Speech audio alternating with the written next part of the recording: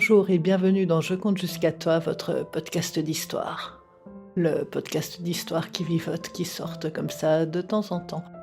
Bon, ici, pour fêter la fin de l'année et le nouvel an, je vous propose une nouvelle inédite sur ce podcast qui était déjà sorti il y a 2 ans, 3 ans chez Galaxy Pop, dans une version remasterisée.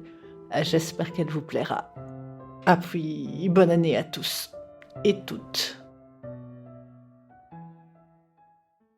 C'était une annonce de concours, comme des centaines d'autres présentes sur les réseaux sociaux. Il suffisait de cliquer sur un lien, de répondre à un questionnaire, de donner un chiffre pour la question subsidiaire, et les gagnants recevraient leur lot par la poste. Un concours pour une invitation à une Saint-Sylvestre pas comme les autres. Une présentation qui se voulait mystérieuse, rôlistique, presque mystique. D'ailleurs, la vidéo qui l'accompagnait l'était aussi. Un manoir blotti au milieu d'une forêt tentaculaire, elle-même noyant le pied de hautes montagnes. De la neige, de la nature, un fabuleux feu de joie crépitant, des bougies dans tous les coins et des gens souriants et heureux, flûte de champagne à la main. Même la musique se voulait évasion, du style de celle qu'on trouve sur les envolées pseudo-mystiques des vidéos Facebook. Elle l'avait remplie sans y penser, se disant que, quitte à être seule pour le nouvel an, autant l'être en compagnie d'inconnus. Puis, elle avait oublié. L'enveloppe était arrivée avec le courrier du matin. Une grosse enveloppe jaune, matelassée. L'adresse était calligraphiée à l'encre noire. Quand elle l'a ouverte, un ticket de train est tombé à ses pieds. Il y avait aussi un plan dessiné, une liste de choses à emporter, dont ses papiers d'identité et le contenu de la missive.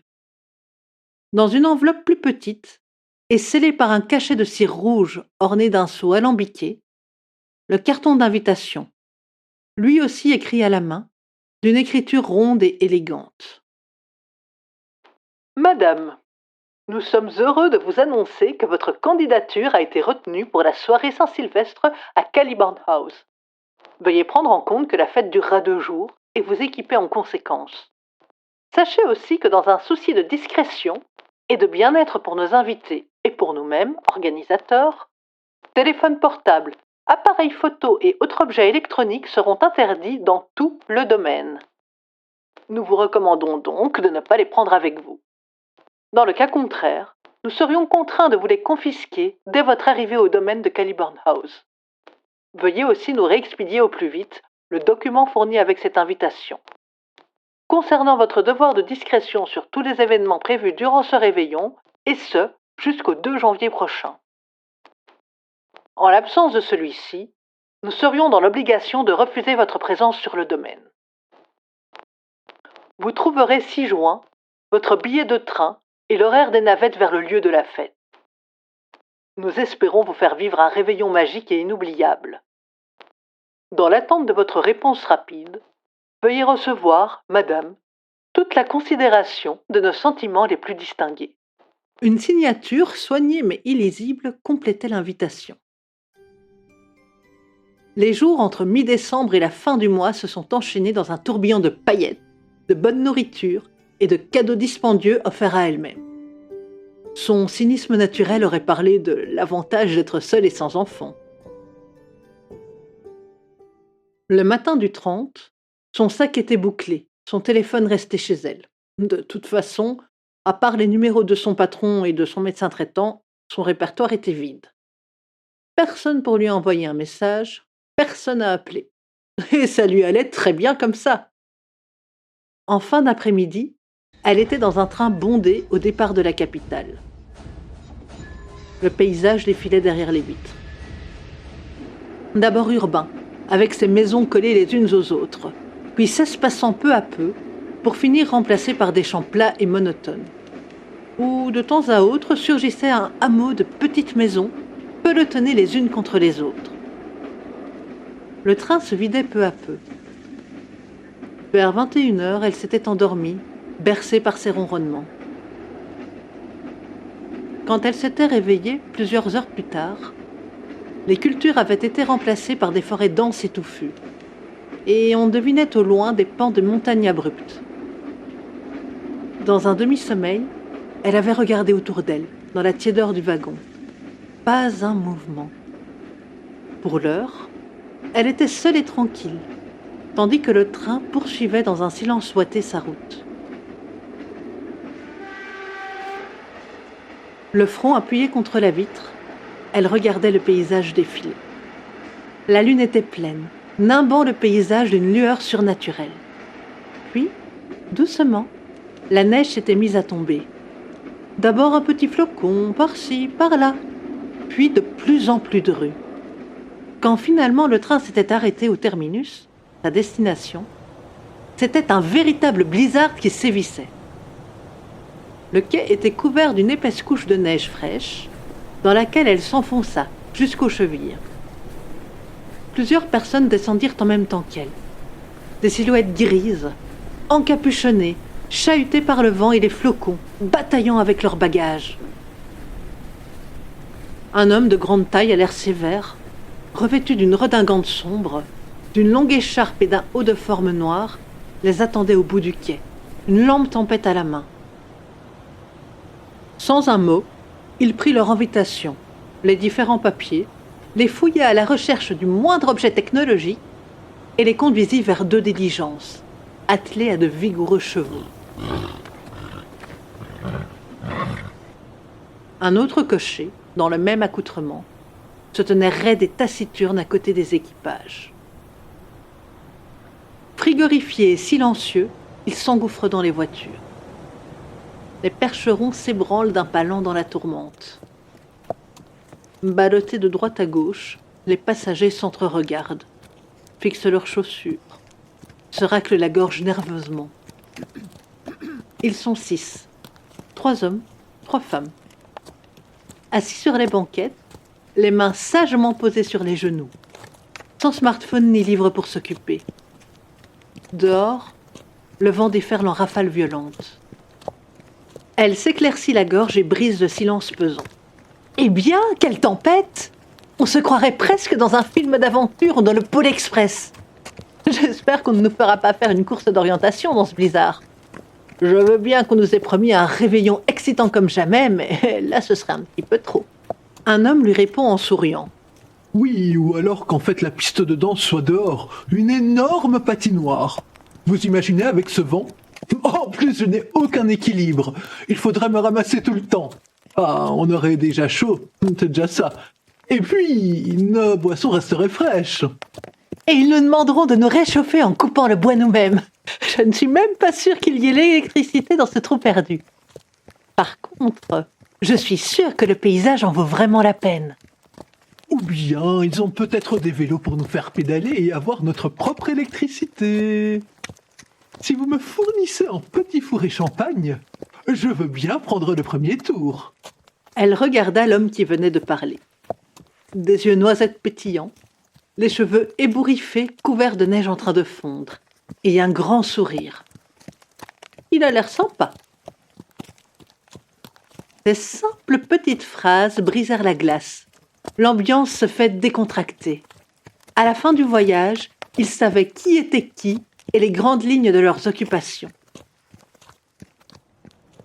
Quand les voitures se sont arrêtées devant 2 immenses grilles massives, ils se sont penchés par la fenêtre pour voir un cocher sauter de son marchepied et ouvrir les 2 vantaux délicatement ouvragés qui les dominaient de toute leur hauteur.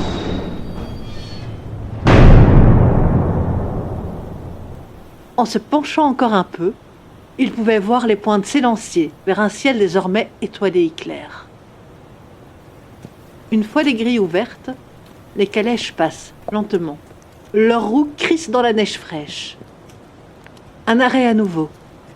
Les cochers referment les grilles dans un claquement assourdissant.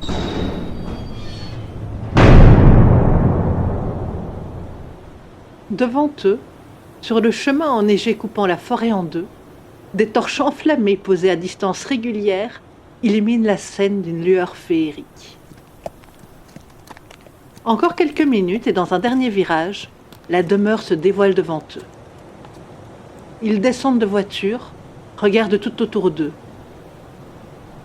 Dans la nuit piquée d'étoiles, Il voit d'abord la fontaine, gelée, l'imposant escalier en pierre, le porche majestueux, puis la demeure, immense. La première aile, flanquée d'une tour, les toits pointus, les cheminées crachant un filet de fumée et les fenêtres innombrables. Derrière certaines, la lueur tremblotante de bougies. La deuxième aile tout aussi immense, qui rappelle le style victorien. En arrière-plan, le jardin recouvert de neige. Les branches des arbres pliées sous le poids de celles-ci, les rosiers endormis, les buissons taillés dont les formes sont rendues indistinctes par la poudreuse. Et partout, des petits îlots de lumière, des photophores. Tout dans ce paysage respire le calme, la tranquillité. La double porte en bois massif, dans laquelle on pourrait faire passer un camion sans problème, s'ouvre sur leurs hôtes tout sourire, qui font de grands gestes des bras pour les inviter à entrer. Un couple d'âge indéfini, en habit victorien. Elle, robe rouge sombre, chignon de cheveux roux aux boucles torsadées et yeux verts rieurs. Lui, en frac sombre, cheveux noirs ondulés et yeux noisettes, une canne à la main. L'un et l'autre d'une beauté provocante et tranquille. Ils étaient 12 à avoir gagné le concours. Par un heureux hasard, 6 femmes, 6 hommes. Ils entrent dans la demeure. Dans l'entrée, une gigantesque horloge en bois d'ébène égrène les secondes, son pendule se balançant avec un tic-tac sourd, lourd, monotone.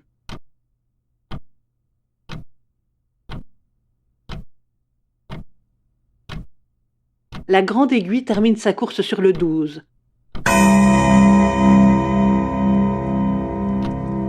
Faisant sursauter les 12 invités.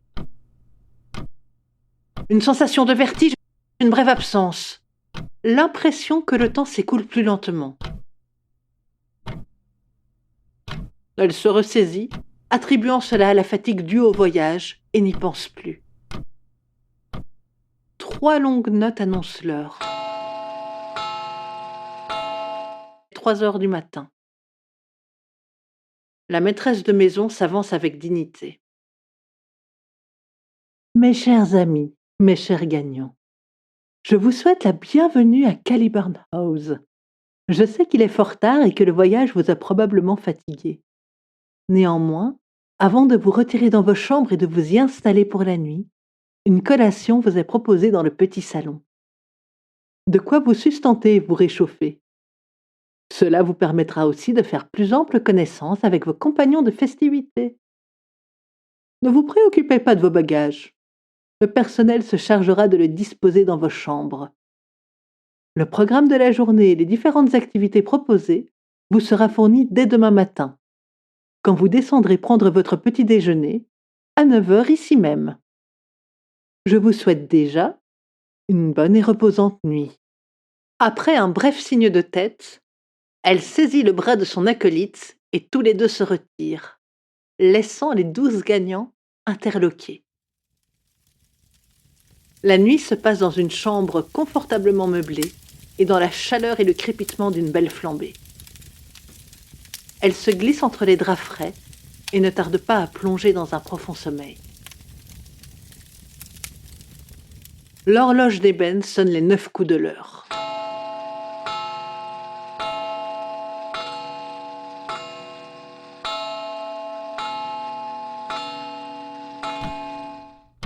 Les invités se retrouvent dans la salle à manger. Un généreux petit déjeuner est disposé sur la grande table. Pains de différentes sortes, œufs cuisinés d'inventives façons, bacon grillé à souhait, céréales, crêpes, pancakes, une gargantuesque et somptueuse table de petit déjeuner, et plus encore. Tous les convives discutent entre eux, apprennent à se connaître. La journée les embarque dans une farandole de jeux, de promenades et de divertissements variés. Quand l'horloge sonne les 18 heures, ils sont tous dans le grand salon.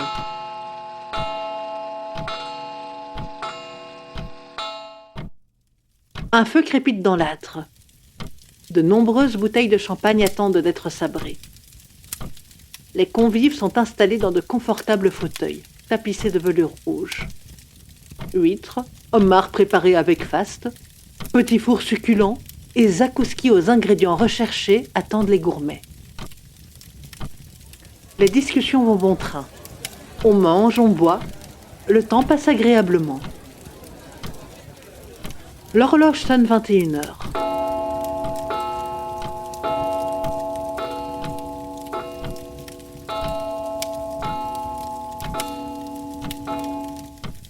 Les fauteuils sont repoussés dans les coins. Place à la danse. Sur une musique entraînante,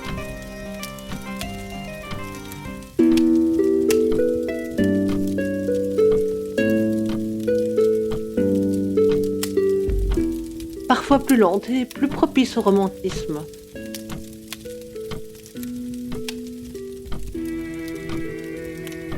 La pendule annonce les 23 heures.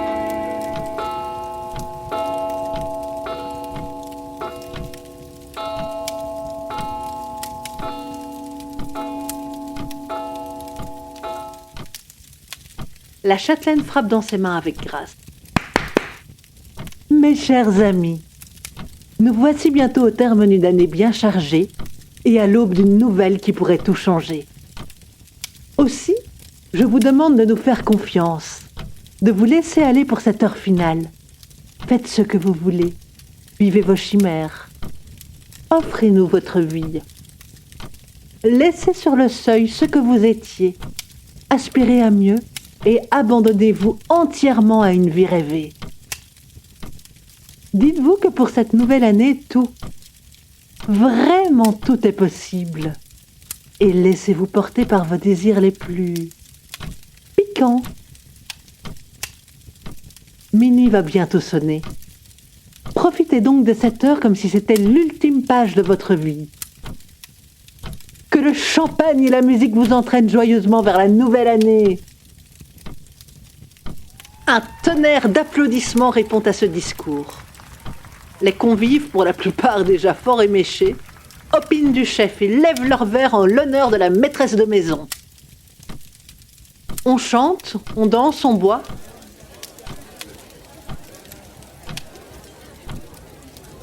Les minutes s'égrènent lentement. Tous les yeux sont fixés sur la pendule, dans l'entrée. Verre à la main, il décompte les dernières secondes. 10, 9, 8, 7, 6, 5, 4, 3, 2, 1. L'immense horloge en bois d'ébène se met en branle.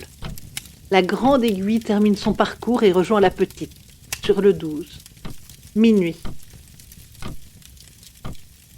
Le temps semble s'épaissir, se dilater.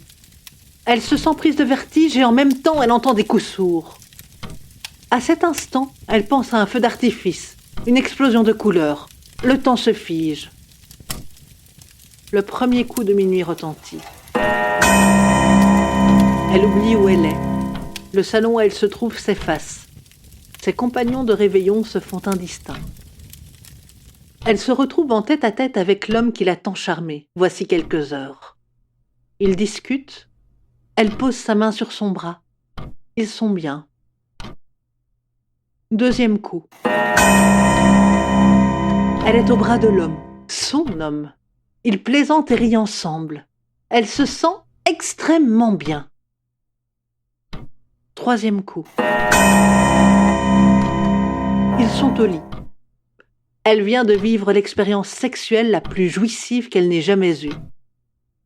Ils se regardent, ils s'aiment. Elle est heureuse.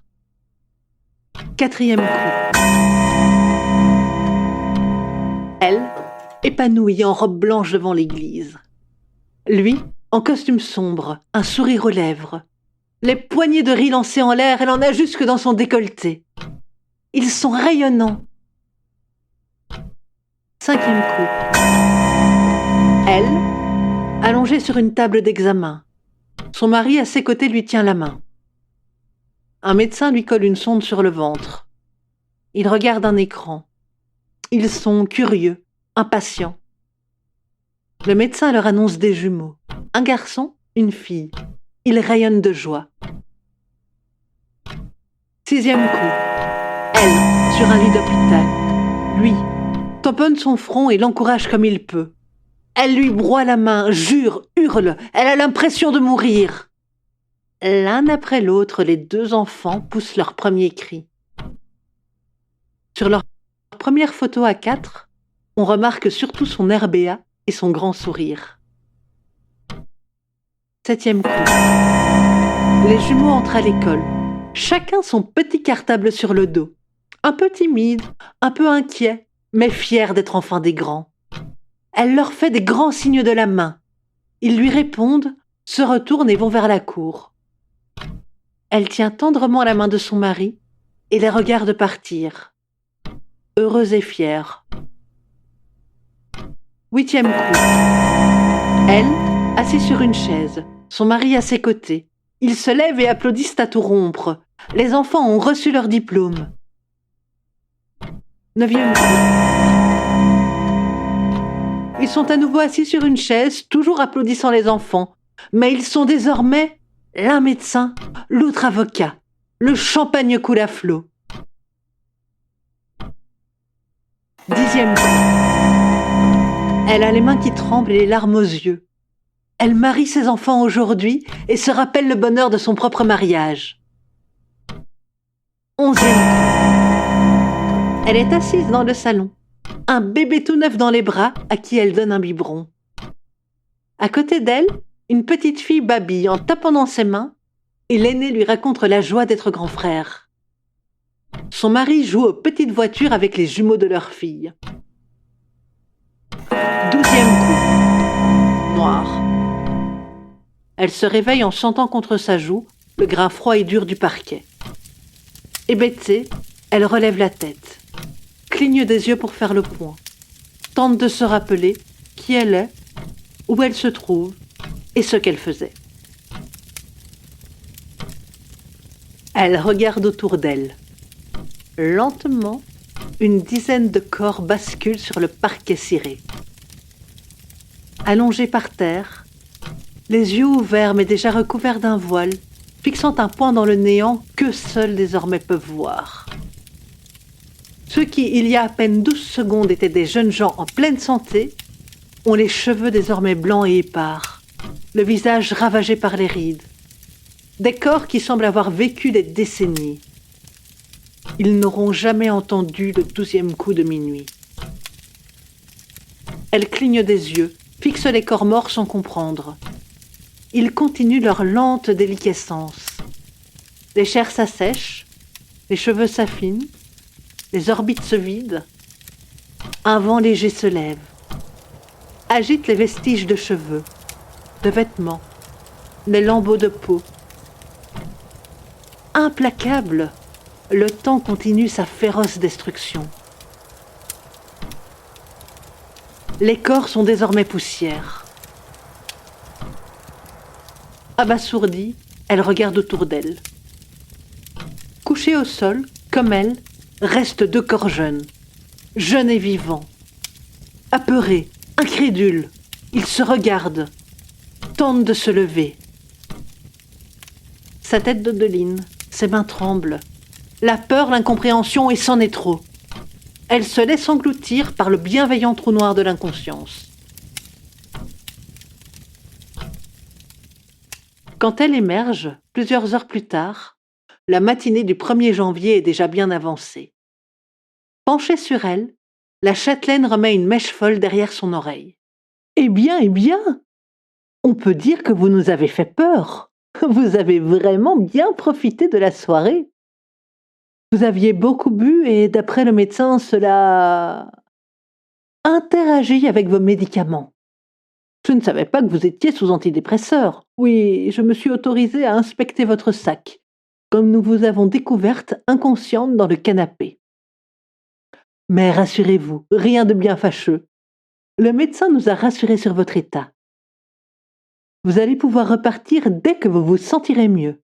Notre chauffeur vous déposera à la gare. » Elle cligne des yeux, décontenancée. Mais les autres, les morts, La châtelaine l'interrompt, un sourire cynique aux lèvres. Des morts? Mais quelle fable, mon enfant! Vous avez dû faire des rêves vraiment affreux pendant votre inconscience. De disparus dans cette demeure, vraiment. Alors que nos invités ont passé le meilleur réveillon de leur courte vie.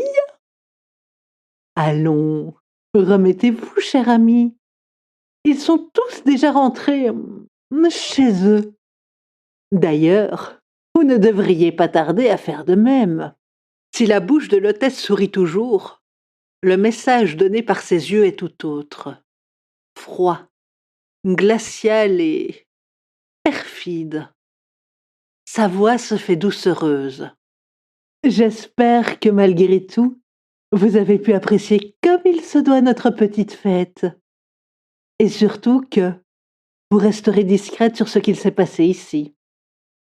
Ce n'est pas de notre fête si vous vous êtes senti mal et avez halluciné. Croyez bien que nous regrettons ce malencontreux contretemps. Cependant, nous vous souhaitons un bon retour chez vous et une merveilleuse année. Dans la soirée, confortablement installés dans leur salon, les propriétaires de Caliburn House, main dans la main, regardent le soleil couchant au travers des vitraux des hautes fenêtres de la pièce. 9 sur 12. C'est à peine rassasiant, mon aimé. Je pense qu'il va falloir adapter la vie de rêve que nous proposons ou nous renseigner un peu plus sur nos proies. Il faut croire qu'en cet homme moderne, c'est si monstrueusement vintage. Ce besoin d'une vie tranquille, auprès d'un conjoint charmant et d'enfants gracieux. Et il faut avouer que cette race humaine est tout bonnement fascinante. Mais ne vous inquiétez pas, ma reine. D'ici l'année prochaine, nous aurons trouvé. Il reste si prévisible malgré tout. Le plaisir de la chasse n'en sera que plus grand. Dehors, la neige s'est remise à tomber à gros flocons, masquant les derniers vestiges de lumière.